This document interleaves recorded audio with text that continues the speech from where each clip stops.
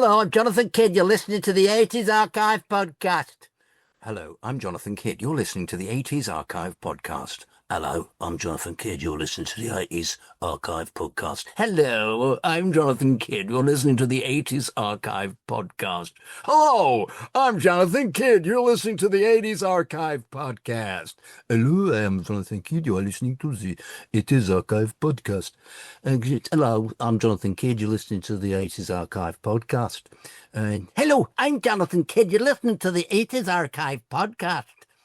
Hello, I'm Jonathan Kydd. You're listening to the 80s Archive Podcast.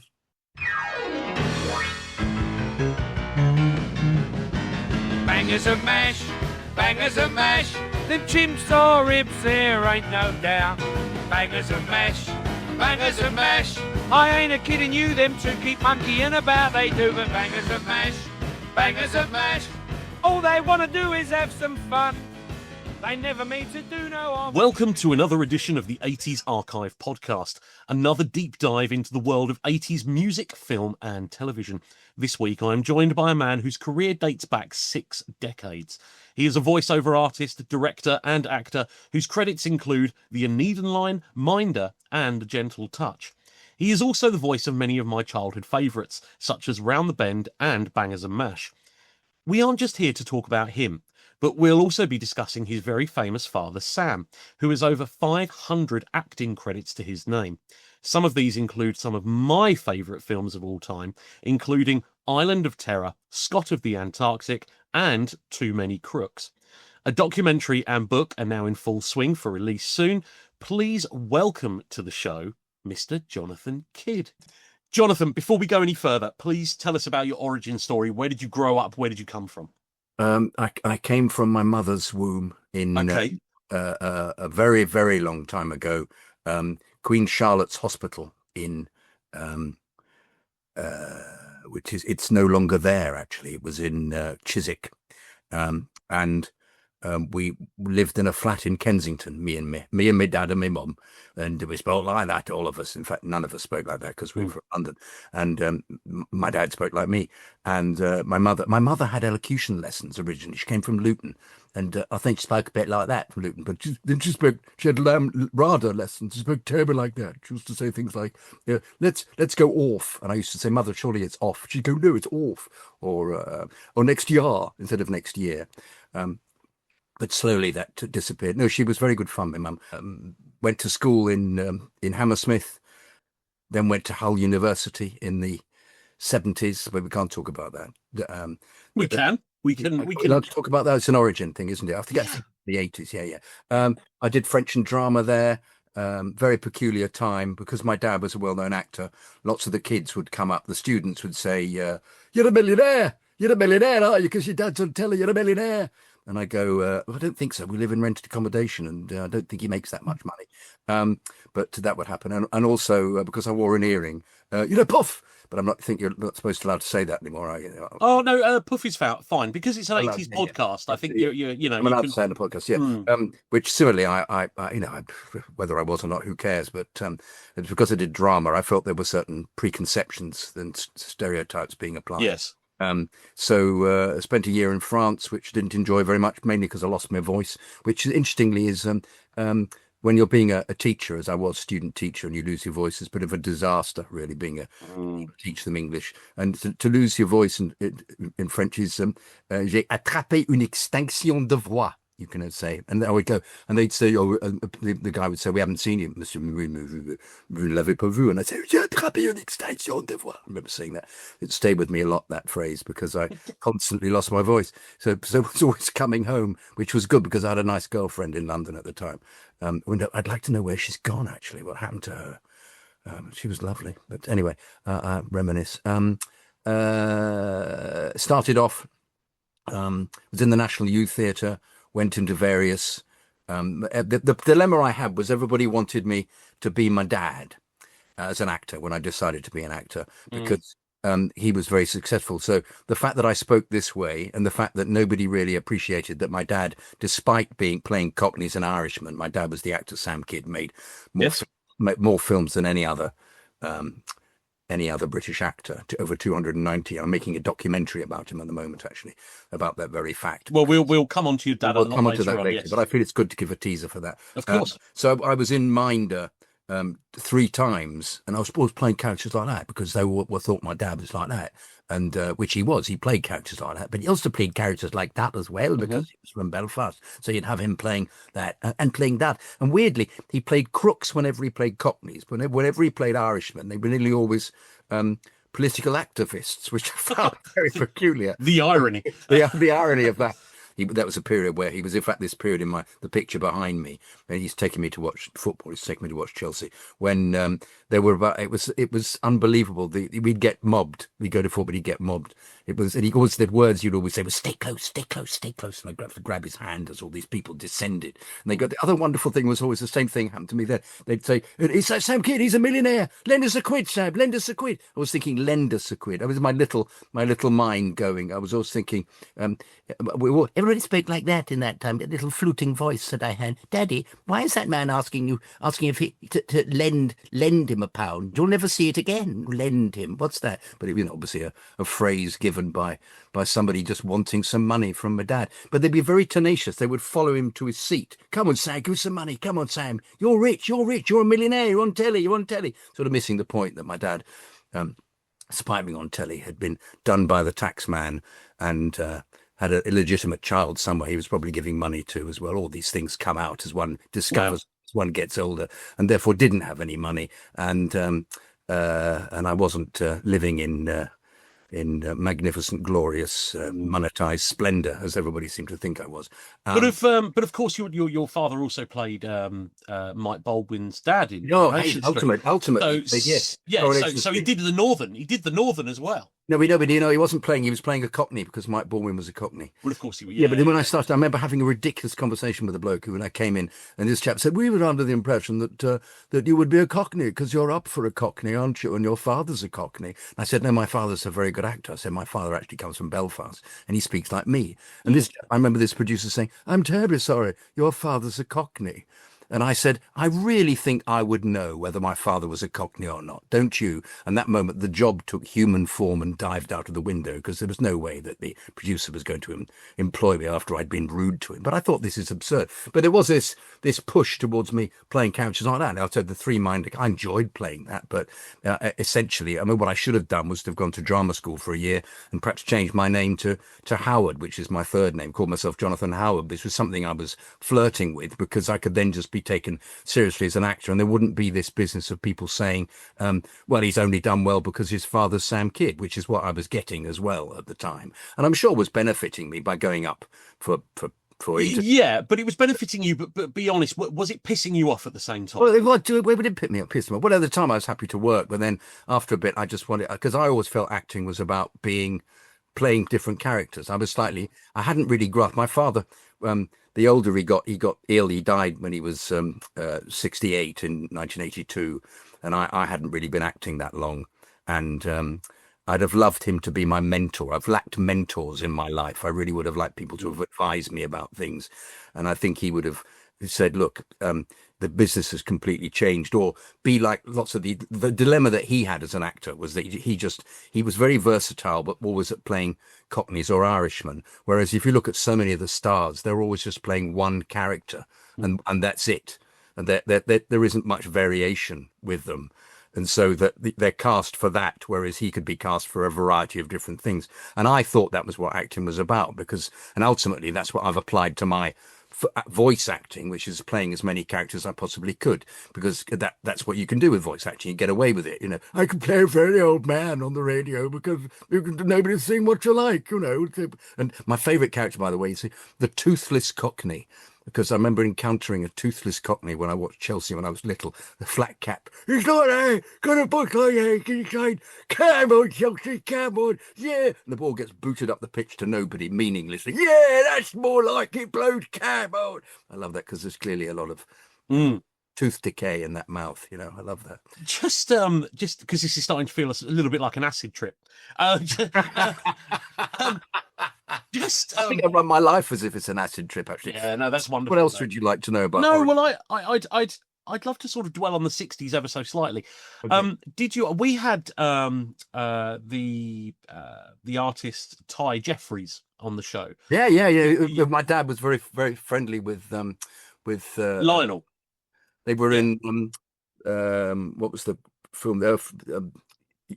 Yangtze Incident. They were in together. Yeah. Anyway, but he was but he made a point of sort of saying that he remembers holidaying with Alan Lake and Diana Dawes and also having these sort of quite swanky parties at his house, and he would be a child playing the piano and what have you. Do you remember sort of stars coming to your mum and dad's house? My dad was I remember the cricket team came over a few times. The Stage Cricket Club, he played for them for about 30 years, and instilled a love of cricket into me. He told me a lovely thing about to play the square cut. He wanted to teach me the square cut for all you cricket fans out there, cricket lovers. The square cut is the one when the ball bounces outside the off stump and you clatter it there. But poof. And he said to me, I was 9, and he said, I want you to learn this. He said, this when you hit this shot properly, it's like having an orgasm. And then he realized what he'd said to a 9-year-old and I said, because I said in my little fluting voice, what's an orgasm, Daddy? And as you do. And he said, it's flights of doves. And so from then on, I kept thinking, I must see if I can access these flights of doves every time. So there was a period when I was little and all I did was play this shot, because you could, but people just bowled so badly. The other bowled full tosses or halfway down the wicket, so you'd back away and splat. And they were so ignorant they'd never ever put anybody on the field, so he constantly scored 4s in the same position. So I owe him that shot. But no, he had the cricket team came over a lot. That was every Sunday. I enjoyed going. So there was the odd star from telly, but he would go out to parties. They were I've got to use a word that's not used anymore. He was a member of the Stars Organisation for Spastics, which the SOS, which they didn't. That word has obviously rightly disappeared from our vocabulary. But it at the time that was what it was called. He went out to those. He did a lot of those social appearances. He would go out, but he was never a big socializer at home. We didn't do it at all. He didn't have big parties. He didn't drink much. He smoked far too much. He smoked 80 a day, which ultimately killed him.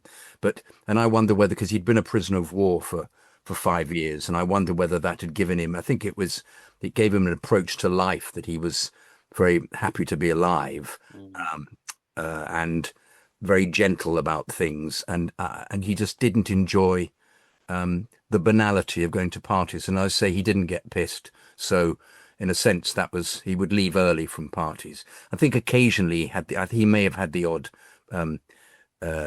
philander with the odd affair, I think. But my mother was very forgiving, because he'd been a prisoner of war for 5 years, and for 5 years had no other than a couple of fruitless encounters with a woman doing the cleaning in the prison camp and a translator, which nothing came of it. He hadn't been involved in that. No, so I think Lionel was more of Lionel was a mate, and I think he may have been invited over to Lionel's party. My dad actually thought Lionel Jeffries was wonderfully funny. And in his first book, the first book that I've published, that my dad wrote an autobiography that was never published because unfortunately it wasn't very good, because it would say things like, did a sketch with Harry Seacombe, full stop. And you'd go, well, yeah, and come on, elaborate on that. Yeah, can we have the sketch, please, Father? Can we? Where is it? And luckily, I did so much. My mother kept everything that he'd. She just kept everything in the loft in those ancient suitcases with those steel clips on it, so you could extend them, pull them up, rather than nowadays when everybody's got a zip and carries them around. They were just these. In fact, I've still got one of them. I've got some of my toys in. They've got Miss Swappets in there, actually. All Miss Swappets. Excellent. Are in that case. But she kept everything, even a desk that had lots of his papers in. She kept masses of his scripts, and so I was able to access all these little stories about him and add them. So I plumped his autobiography up. His autobiography never got published, and made it into memoirs by taking little bits of. He used to write little stories on the back of betting slips. He liked betting, my dad. So I'd stuck them all together, and made a book. I think we need to play one of your first choices of the evening before Don't we you? go any further. Yeah, because we do play songs sporadically I know, throughout I the show. And we'll come back and talk about your dad because this is fascinating. This is honestly fascinating. I think we're going to play "When Love Breaks Down" by Prefab Sprout. Let's take a little listen to that.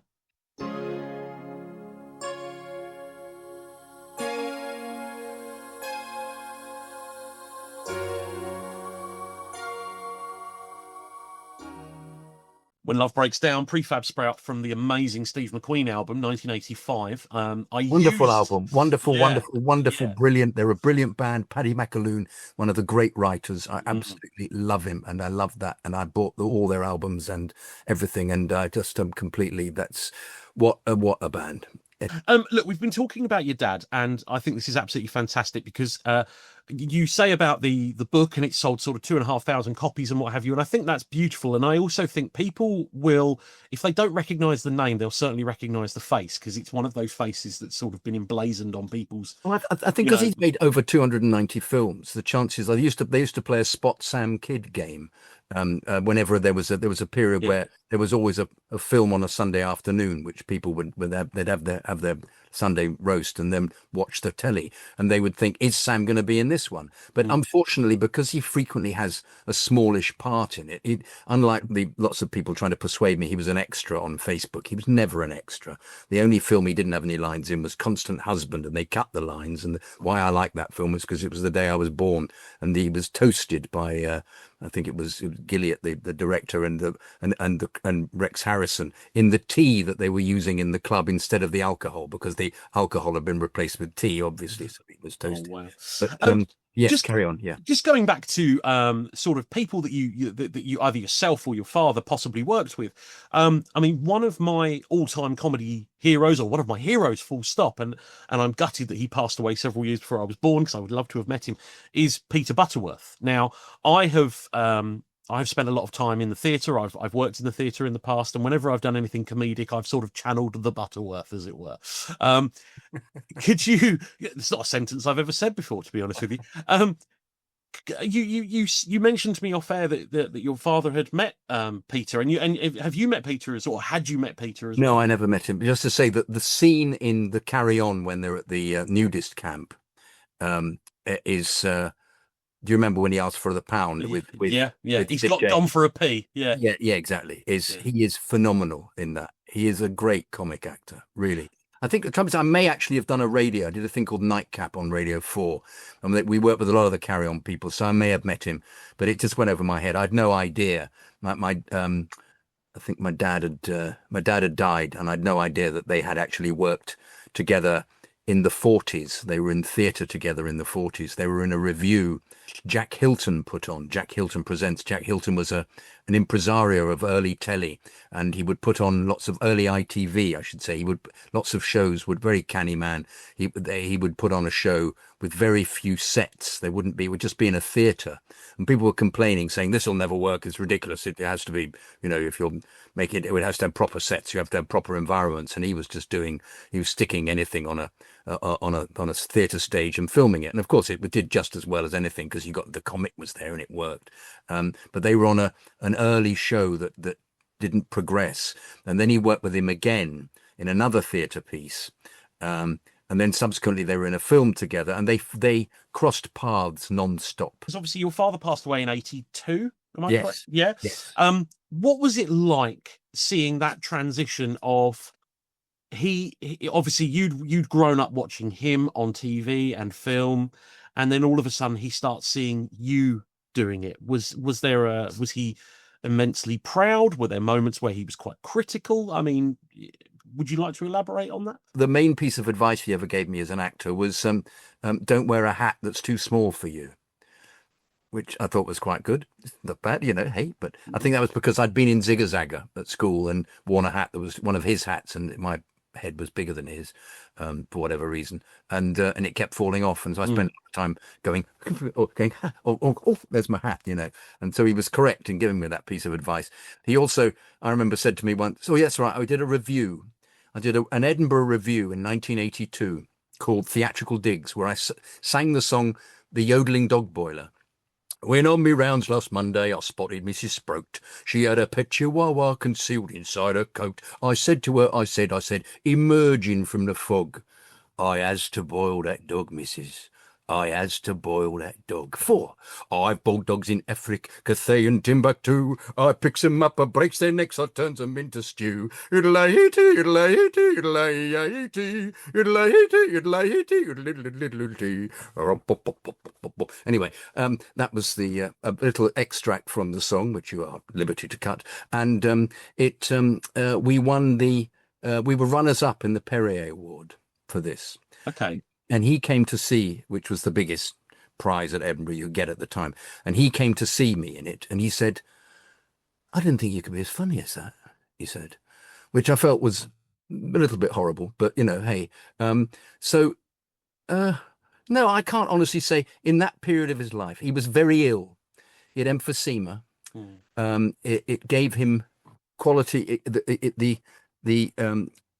The symptoms he was experiencing were almost like hypoxia, as if he was up the top of Everest and he couldn't breathe. And that makes you go very, very slightly, whoa. And he became a leaning actor. And I found it very difficult watching him, even when he was in Coronation Street, because he'd get to pieces of furniture to stand, to get his breath back before saying the lines. And I don't think other people noticed it, but I did, because it was what he was doing at home. And he was, his personality changed a lot. And I was then in Hull Truck. I worked for Hull Truck in an improvised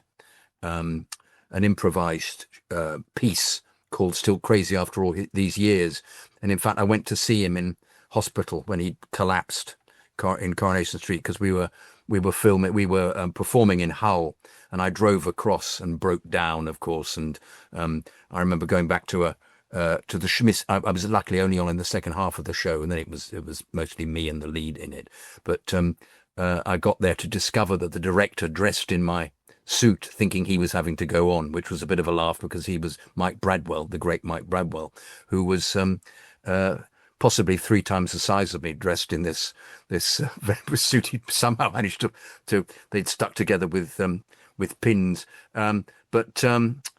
Yes, so it was very. I don't think we had a great relationship in the last couple of years of his life, just because he was very ill and yet still kept working, and it wasn't a great period, I have to say. And how did your father finally pass away? He got to pneumonia as a consequence of his emphysema, but it was all a bit shrouded in mystery. I was still away on this tour when it happened.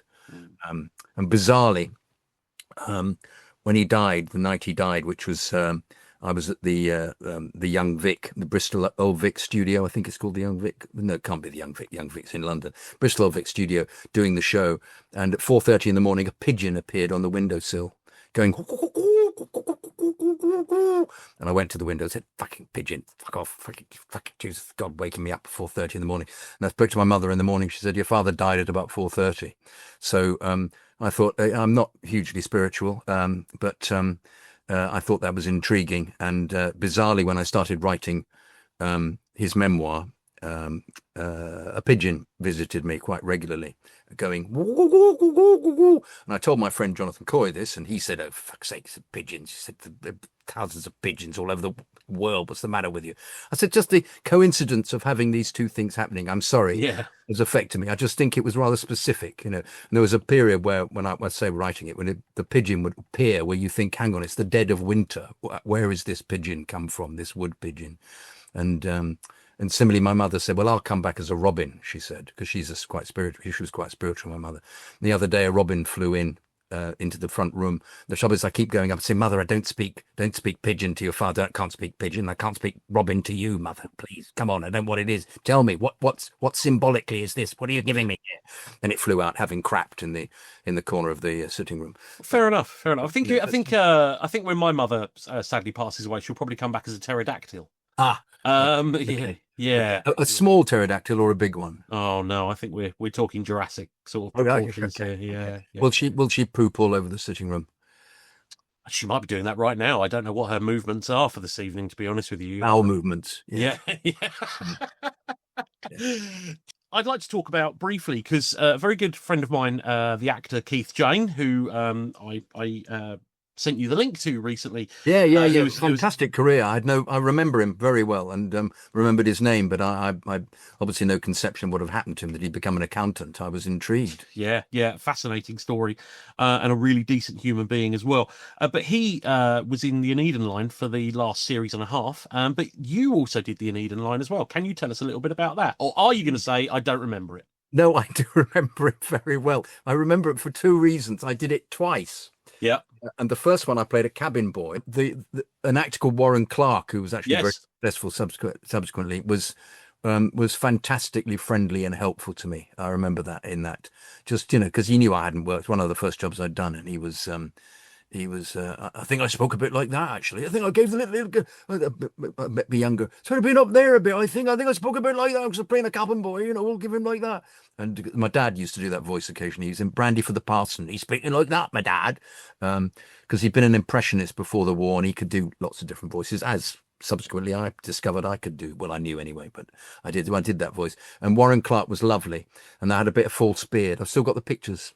I was at Chichester in 1986, which is also in the 80s as well, and I played about 7 characters, and there were some very interesting people in the cast, and there were some. Should I expand on this? Do you think would this be of interest? That speaking about Chichester, who was in the cast, Googie Withers, John McCallum, who were big film actors in The Chalk Garden, Richard O'Callaghan, who was in all the Carry-Ons, he was in that as well. Yeah, lovely man, lovely actor. I was in Googie Withers, famous, of course, for Dead of Night, 1945. Indeed. When she married John McCallum, and they were also in a film with my dad, Devil on Horseback, where they played. He played the horse owner, and she played he was the horse owner, and he was the head of the stables, and they then had a romantic liaison as it went on. But it was about a youngster who was supposed to be based on Lester Piggott or somebody like that originally. But it was my dad did a whole series of horse films, because he was asked, could he ride a horse? And he always used to say yes. And they then had a whole wonderful series of dreadful lessons how to ride a horse, in which he thought would be, to get him up to speed to actually be sufficient to be riding almost professionally, which was ridiculous, and ended up in Hyde Park just trotting, thinking, oh my God, I've got this audition next week. So he went to a bloke who actually tried to fast track people into this very, very thing of being able to ride horses, and managed to, when he did the audition, managed to hang on to this horse's neck without falling off, and therefore passed and got into the film. But if you look at the film Devil on Horseback, there are moments when you catch sight of him, and they tend to shoot everything in long shot, so you can't see. It's obviously that's the professional. You can't see him. They come up close, and he's just looking slightly dodgy all the way through it. So. Cockleshell Heroes. Cockleshell Heroes. Well, I wanted to ask about that. Horatio Hornblower. Ask me about Cockleshell Heroes. No, it's more about the story itself. Am I right in thinking that one of the Cockleshell Heroes got done for murder? Well, on the film? No. One of the guys who did it was already done for murder, and they let him do it. No, the film bears absolutely no resemblance. No. Not one of the actors, but one of the actual Cockleshell Heroes from the wartime. From the wartime, yeah. Yeah, that actually then went out and committed murder. Well, that wouldn't surprise me. Well, it always surprised me that there weren't more murders, because everybody had been trained to kill. My dad's worry was that he'd have a fight with somebody who discovered that Richard Wattis, for example, the great Richard Wattis, always played characters sort of like that, hello, oh dear, I want to be there, do that, oh no, don't do that. Was used to train the SAS how to kill. No way. Yeah. No way. In the war, you never knew. His big thing, my dad, was you never knew, because people, the war, it's what you're supposed to do if you're a soldier. You go and kill people. And didn't Richard Wattis have, let's say back then you would have referred to it as an alternative lifestyle? Indeed he did. Indeed he did. Not that anybody would have ever discovered that, because to do so would be to end up in prison. So there were many beards, there were many relationships where I remember I had a kind of code with my father, and I'd say somebody would turn up and go, "Well, hello Sam, how are you?" And he'd have 2 kids with him, and I'd say, "Daddy, is he?" And my daddy'd go, he just purse his lips. He'd say that, yeah. And I go, "Oh, okay." So you had to do that. Isn't it a dreadful reflection on society at the time? It's sad. It's very sad. Absolutely sad. In order to pass as socially acceptable. Not that it is quite funny because George Sanders, Yeah. right, the actor George Sanders, Yeah. And if you look, he lost loads of his money. And if you look into how he lost his money, Was he paying bribes or something? No, it's really poorly worded actually. If you look at his wiki page, because it says that he ended up filing for bankruptcy after a poor sausage investment, which just opens the mind to 1,000,001 different interpretations. Yes, indeed. Instinctively you give to me the love that I need.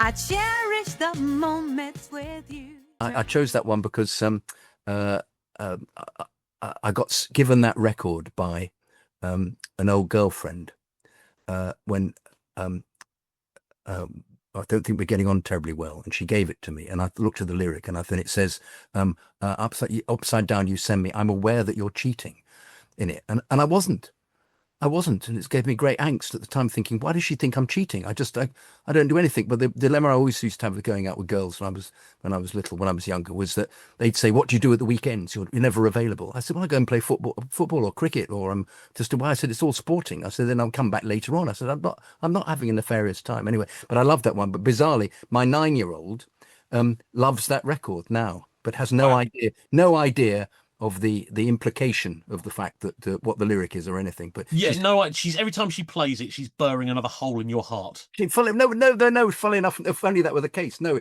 she's just making me think how interesting that this record has a whole different layer to it that you have no conception about, which I may tell you when you're 20, but by then, she may not be listening to it anymore. Of course.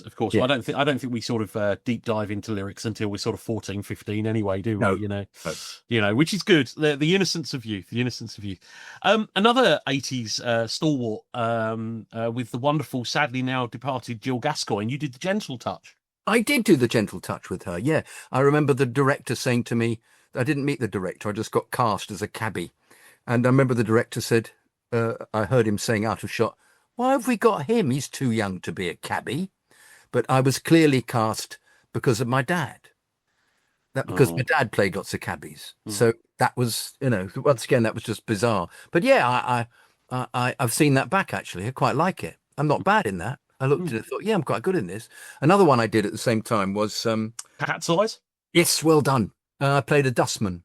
And I had a very nice scene with Leslie Ash. I remember going to each bin and giving her information. And I really enjoyed that. That was an era where I was playing that kind of character, because I was 3 times in Minder, exactly the same thing. So I was down as playing kind of Cockney chaps, slightly nefarious, slightly villainous, which is what my dad had played. But I at the time thought it was a bit of a hole. And was trying to find other things I could be doing, like doing theatre or doing, I don't know, just starting off with my career. Really, it would have been nice to be doing other stuff rather than that, because I wasn't like that, even though I could play it. So this is a question that we ask every single one of our guests, because we can't ask all of our guests what was it like to be a Minder, because not all of them were. Not 3 times either. Three times you did it. I even played for Dennis Waterman's football team. Did you really? Yeah. Wow. Okay. Well, look, this is a question we ask every single one of our guests. And I've got a feeling you're not going to let me down on this one. So there's always a first. Jonathan Kydd, do you have a ghost story? A ghost story? Something spooky that's happened to you that you cannot explain?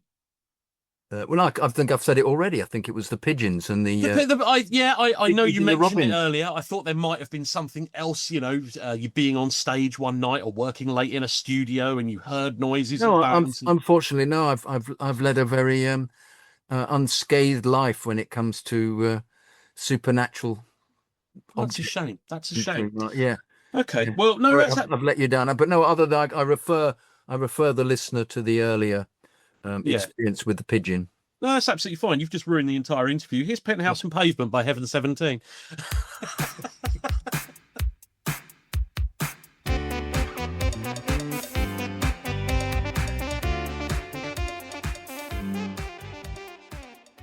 that was the song that was being played Okay. when I was doing the Hull Truck improvised drama, and my character was a keyboard player, and I came on with that in my ears in my Walkman, because Walkman in 1982 were very new things, and I came on and I made a video in it. I made a video of me being a synthesizer player, which I've still got, which I think is up on my website, which is me. I made with a bloke from the what was he from, the Royal some film company anyway, but film student, and we attempted to release a single of it, but we didn't have anybody interested in it. But my character was as I say, a synthesizer player, because that was the era. It was the era of synths and the Blitz Club, and so I wore red shoes and had a kind of particular dangly earring, and looked very groovy. And but that was always being played, that track. That's why I chose that one. Excellent, excellent. We're now into the throes of the late 80s now, I would say.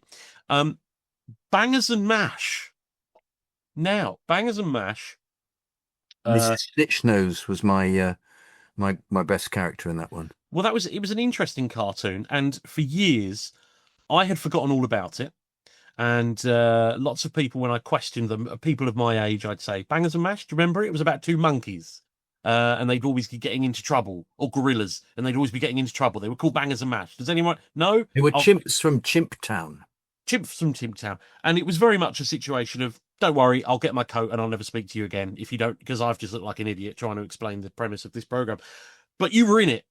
Tell us what Bangers and Mash was like. Well, I was the only person in it, because I played all the characters. I know. I played every single person in it. Every single cartoon character. It was my first cartoon. It was created by somebody called Ian Sachs, who had actually played in goal for Spurs reserves, and I met him through playing football. And he rather beautifully got me involved in that. And we also did Astra Farm together, which was another series. The Bangers and Mash, two chimps. There was a witch called Mrs. Snitchnose, who had a kind of voice like, I can't remember what to do. Like that, I think she was like that. She had a voice like that all the way through. And there was a ghost, and the ghost was like Bernard Breslaw.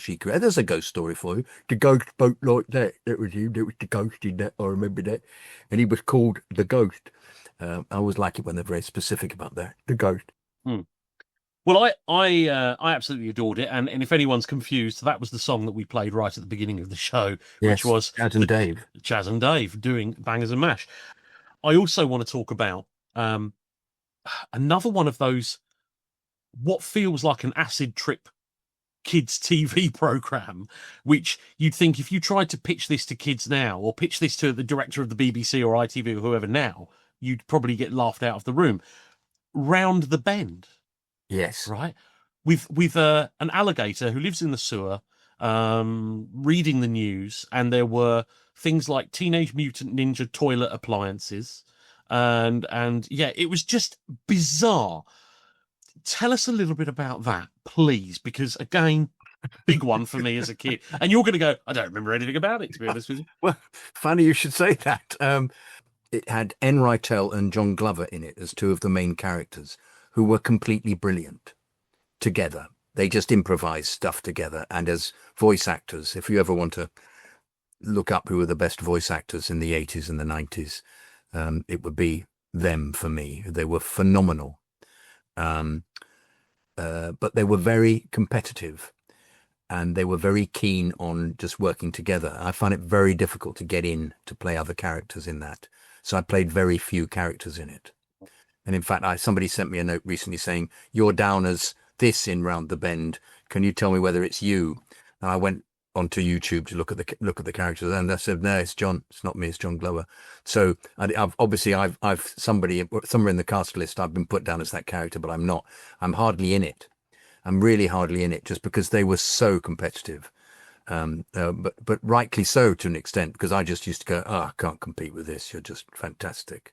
It was just the fact that they would just improvise. And whereas it's a slightly difficult situation in that I was with the same agent as N, and if N was busy, N was so phenomenal. He just worked all the time, every day. But if he wasn't available, I picked up the bits and pieces that he couldn't do frequently. But nonetheless, he found me actually a kind of competitor. So he wasn't actually terribly good at being in a studio with me. In fact, he'd never speak to me in a studio, which was bizarre because we'd then do the job, and frequently the producer would say, God, you two are so great together. So it's that terrible thing of we'd act well together, but in actual fact, he wasn't interested in having a conversation with me. Oh, no. Before I've had that on stage, I did a show at the Old Bread Lawn. I remember we had the fantastic scenes with this character, and he would never speak to me. And I never found out why. You think, I don't get this. Some actors are just like that. But it was just part of his personality, which was, I mean, he must have been so consumed by the fact that he could play so many different characters. Yeah. That somewhere it was anybody who came up who attempted to be, perhaps he just thought I was shit. It might have been as simple as that. He was annoyed that I was around him. But we got cast together a lot in ads. And I kept thinking, oh, God, I've got to work with N. And what he used to try and do as well, N, which was so dreadful, essentially, was he would attempt to, you'd be in a studio and you'd have your part and his, and he'd read your part in a different voice. And he'd say, that was quite good, wasn't it? Do you want me to play Jonathan's part? And you would, of course, go, I'd go, rather you didn't do that, N, because I'm going to lose the repeat fee. And also, you don't do that. You just don't do that. And he'd say, well, I can do it. Why can't I suggest? I can do it. I can do it. Why don't I suggest it then? And as you can see, it's not really very cooperative or generous of him as an actor. It's the thing about being a competent voiceover is you go in that period. You went into a studio.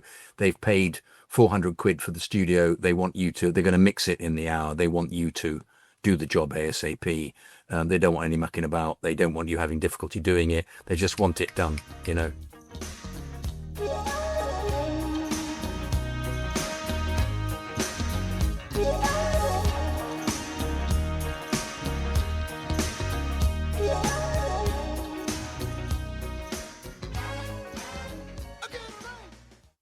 Sledgehammer, 1986, Peter Gabriel.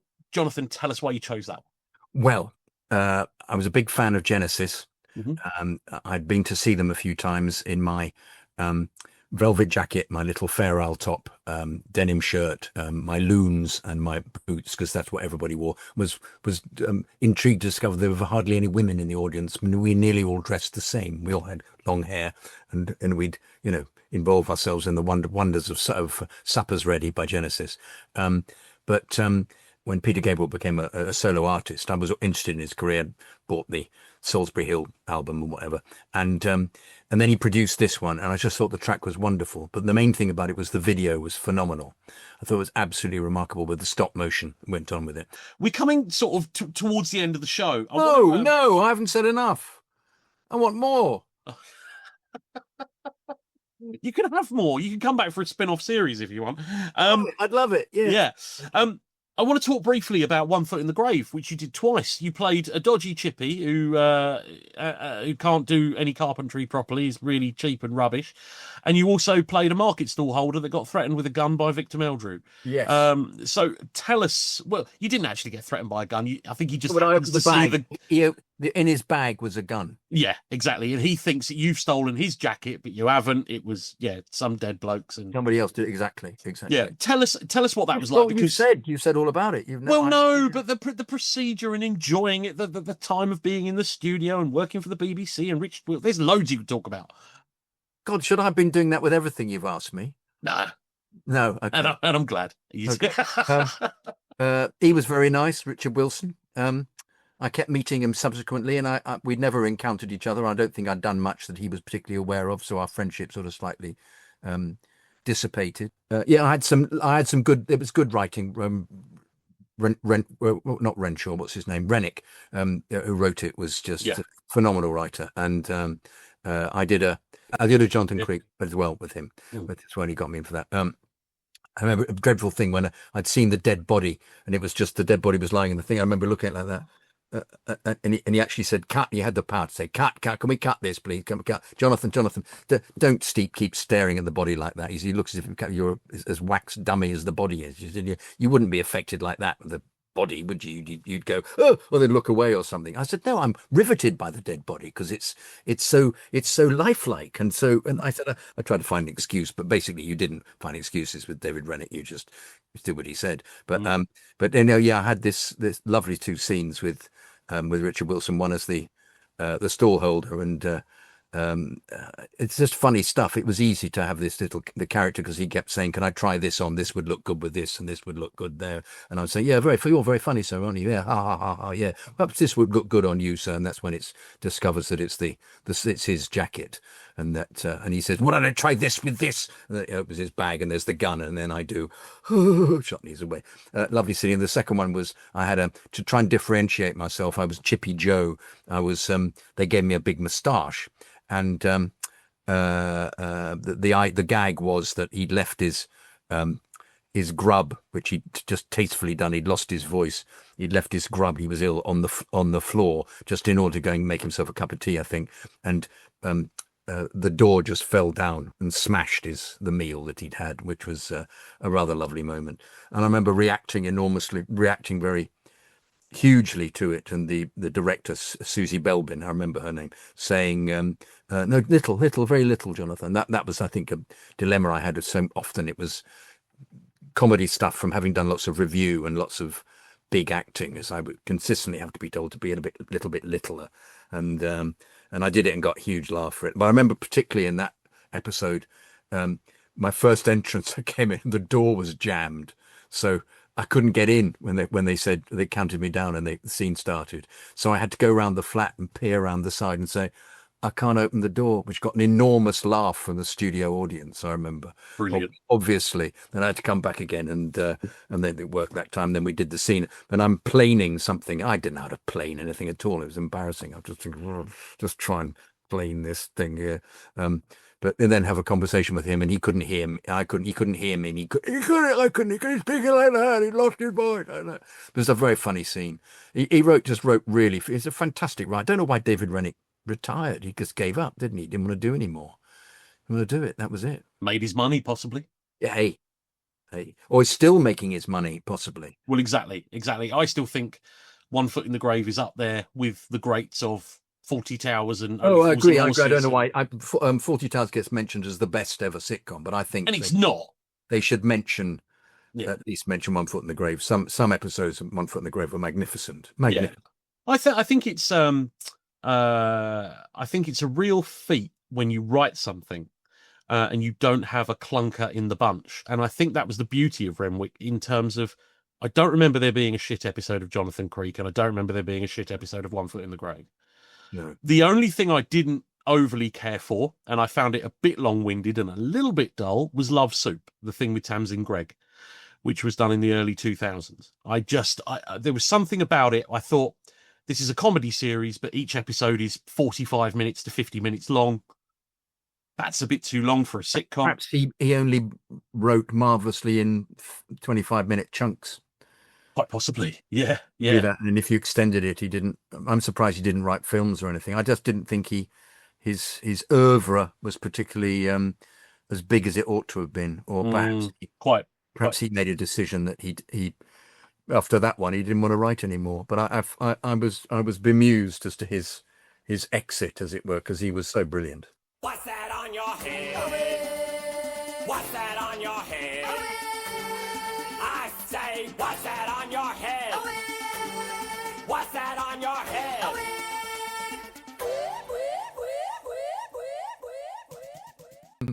I just really wanted a B-52s track, but the favourite album of mine from them was the first one, which Dance This Mess Around is on, which I still use as my alarm even now. Wow. Which I love, but also because one of the bands I had in that period, which I went to Edinburgh with, was called the Condos, and in 1988 we were on New Faces, got to the final of New Faces, and we all wore wigs, and that's why I thought it would be relevant to talk about. And we did a song called She Tasted Good, which would never be allowed to be on television now at all, in 1988, and we won our heat consequently by 25,000 votes. But I also think it was helped by the fact that one of the men in the band was a kind of IT specialist of the period and connected us to a modem that just kept phoning in all the time for us. And so I think it just went round in a circle with us getting these votes. But we got to the final, and in the final they were worried we would sing something peculiar. And so I changed my mind. I was going to sing a song called Baby, When You're With Me, I Bark Like a Dog, and get the whole of the audience to be dogs. And I lost my nerve, and we did a song called Snog Me instead. And we came third and got very badly reviewed by all the, particularly Nina Mishkov, I remember, as being one of the judges. But we had a kind of a period where we were vaguely successful. I opened a comedy club called the Condo Club in Fulham, and we used to get really fantastic bills of great comics to be. So you'd have, I remember having Eddie Izzard and Rob Newman and David Baddiel and Wow. Who else? Arthur Smith, Hattie Hayridge. I mean, just people who then from then on went into becoming household names practically. But it was only every 2 weeks, and then I ran out of people we'd had them all. I couldn't think of any other comics hiring them, so I gave it up. And I think I also got a theatre job, I think. So we left that alone. So but that was fun. We mentioned earlier Minder, and we sort of danced around it. I think you brought it up without me asking about it, which is pretty much how this interview's gone from the start. You did 3 episodes of Minder, all playing different characters, I'm assuming.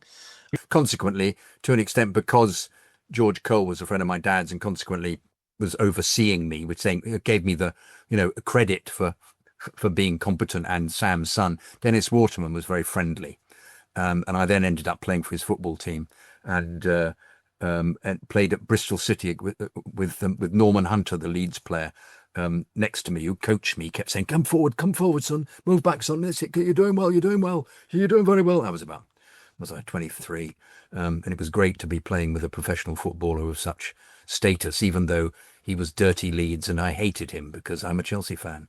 And in that period, that's what you did. But I played masses of games. I remember.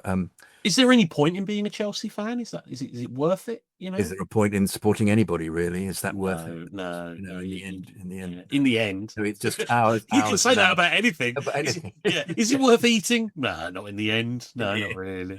In the end, you're just dust, aren't you? Really? Yeah, exactly. Dust in the wind. We are starlight. We are golden. We've got to get back to the garden. That kind of thing. But no, I had great joy playing football. One dreadful moment where he used to get all his mates from the pub to play when he was short from stars or people who'd been on telly or were sportsmen. I remember Daley Thompson played a couple of times, and we turned up at some small ground in Southall or somewhere. Can't remember where it was, and Dennis was injured. He kicked off and he disappeared, and nobody was recognisable. I remember a bloke who'd paid 50p to come and watch a charity game. I remember loudly behind the goal saying, "I can't recognise anybody here. There's nobody here at all from telly or anything." And the little boy, rather beautifully, said, "No, I recognise him. He's Tom from Pipkins." And he went, "Which one?" And I turned around and he said, "Hello, it's me." I heard it. I said, "Hello, it's me. See, look, it's Tom from Pipkins." Brilliant. And he said, "Well, apart from him, who are the rest of the other fuckers?" He said, and he was right. There was nobody. They were just all drinking pals of Dennis's. But yeah, so then I did the Gary Holton was my brother in the second episode I did, and he'd clearly taken something on the very first day of filming, because he kept saying to me, he's very like that all the way through, and he kept saying, he said, I can improvise something here. He said, there's something in this city. And he said, we're in a market store. He said, I'm good at these. Anything. Do you want? I could say anything about markets. I could say, well, we could talk about bananas. I'm very good at bananas. Talk about anything. Well, fruit. Anything about fruit. And I said, well, mate, we haven't got any lines in this. I think it would be foolish to do that, Gary. But just do what they say. I said, they're filming. We can't say anything. You can't improvise anything. What can you improvise? He said, I just feel I want to say something. And I thought, if you hadn't possibly taken the speed that you've just taken before you came on set, then we wouldn't be having this conversation. But then the couple of other days we were on, he was fine. But he was a very nice guy, and it was I got quite friendly with him for a period, and but his lifestyle was a little bit too excessive for me, and I couldn't quite keep up with it. Ultimately, what got him in the end, sadly. Indeed. Indeed. But I think from that, he got into Auf Wiedersehen Pet, actually, after that. I think. Yeah. From being in that. So I obviously didn't, say the right things to get into Auf Wiedersehen Pet, but he fitted the bill because he had very long hair and looked like, a rock star, which he was. Jonathan, it's been an absolute honour having you on the show. It genuinely has. Where can people purchase the books about your dad? Well, they're on Amazon. Right. And your book about voiceover. That's on Amazon. Yeah, there's a book about voiceover called Go Quicker, Sound Slower. Right, okay. That's what a frequent direction I got given. I got given other directions. Have you got a speech impediment? You've got another second to play with. Can you spread it all over the reed? Are you really going to say it like that? I don't know what I want, but I'll know what I want when I see it, when I hear it. Can we go again and be better? You don't look like your voice, do you? You're sounding like a beep. You do great death, don't you? I got told that by Ubisoft when I was doing video games. I got told them, and this American woman said down the line, "You do great death. We've told you do great death." And so I had to. I had to. It noises like. I don't know where they've come from. Cartoons, I suppose, watching cartoons when I was little, and that must be the inspiration for it. Or, even you get told in directions things like a broadsword has hit you in the stomach. No, just instant reactions to that, or somebody's grabbed your mouth. All of that, which I get paid for that. But yeah, my book is it's a 3-month diary of a period in my life where I just went from job to job to job to job, and the madness of the whole experience of being a voiceover. And it's supposed to be funny. Who knows whether it is or not, but it's Go Quicker, Sound Slower, and it's available on Amazon. And you can also see it on the Jonathan Kydd Limited Squid publishing site, which is squid.co.uk. squyd.co.uk. Squid. I like it. Jonathan, we're going to play out on, obviously we're going to post all the links to all of those books and so forth when the show goes out. The Sam Kydd books are on Amazon as well. Yep. There are 3 of them because he wrote a book about being a POW that sold 60,000 in 1973. Wow. Okay. I republished it as well under my umbrella, as they call it, my publishing umbrella. Nice. And I can show you that as well. It's a very good read indeed, and will make a very good stage show. And I'm contemplating writing it because it would be really good. You could do it with three cast of 4, I think. Fast cast of 4. Somebody playing my dad and 3 others, I reckon, or possibly even 3. So I think it would work quite well. A bit like Someone Who'll Watch Over Me, that kind of. Yeah, but even a bit like something that's tiny with all the other actors playing all the different characters. It would work very well. Jonathan, I think it's only fair to honour your father. We're going to actually play the opening music to, again, one of my favourite films that he appeared in, with Michael Caine, called Too Late the Hero. Oh, yes. From 1970 or 71. A lovely story about that. Would you like to hear the story? He'd been in Killing of Sister George. Yes. Playing the cabbie. He was originally offered a much bigger part. The director decided to cast someone else, but offered him the taxi driver. And one of the nuns in it, it's the scene when Thora Hird is with Beryl Reid is with the nuns in the back of the cab, and he says, "Stop doing that," because she's kissing one of them, and one of them happens to be Madeline Smith. He got on very well with the director, and as a consequence, the director said, "Sam, I got a film you could be in called Too Late the Hero. It's in the shooting in the Philippines. Get out there as soon as you can. It's my next project." And my dad was doing Orlando or something. He was shooting something else at the time. With Fawcett Saga, that's right. It's a series called Fawcett Saga with Jimmy Edwards. And he went to he got the plane out there on the Saturday to discover his part had been given to someone else. And so the director said, "Don't worry, Sam, I'll write you something in here." And so if you look at it, it's the very end of the film, and he's hardly in it. And he spent 6 weeks there doing absolutely nothing. And the trouble was that he wasn't the type of actor who thought, "Hey, I'm on holiday here for 6 weeks." He was just thinking, "What on earth am I doing here? Doing nothing." In 6 weeks worth of gigs that he's not doing. He's exactly what he was thinking. And yet their attitude was, hey, you're getting a free holiday here, and you know, you can have all the booze you like. We're in the Philippines. Well, it's great, you know. And that if you look at the film, he's got absolutely fuck all to do in it. He says a couple of lines and shouts, but it's right at the very end of the film. The guy who took his part was an actor called Patrick Jordan, who was frequently employed in films because he was a great military knowledge about things, and he could say, no, they wouldn't be like that. No, they'd have come there. You're not wearing the right uniform. No, it wouldn't be like. It would need to be there, or we would all come in and address each other differently. So he was used for that. But they gave him my dad's part.